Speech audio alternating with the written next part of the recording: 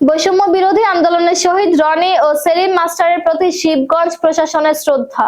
5ই August Shibganj উপজেলা বৈষম্য বিরোধী আন্দোলনের শহীদ রনি মিয়া ও সেলিম মাস্টারের আত্মত্যাগের স্মরণে আজ শিবগঞ্জ উপজেলা প্রশাসনের তাদের প্রতি গভীর শ্রদ্ধা নিবেদন করেছেন। এই আন্দোলন বাংলাদেশের রাজনৈতিক ইতিহাসে একটি গুরুত্বপূর্ণ অধ্যায়, যা দেশের প্রেক্ষাপট পরিবর্তনে বিশেষ ভূমিকা রেখেছিল।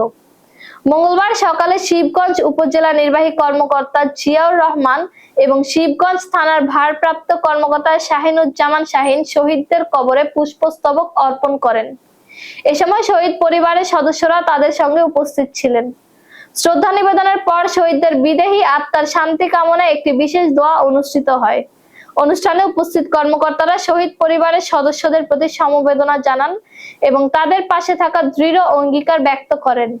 শহীদদের এই মহান আত্মত্যাগ জাতিকে সর্বদা অনুপ্রাণিত করবে বলে মন্তব্য করেন।